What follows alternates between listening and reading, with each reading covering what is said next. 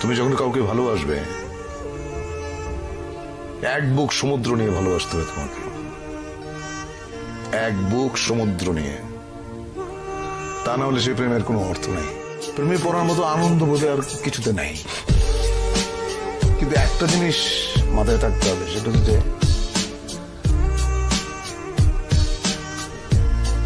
কাউকে হার্ট করে, কাউকে বেদনা দিয়ে প্রেমে পড়ার মতো এরকম করেই তো কাজ বোধহয় পৃথিবীতে নাই।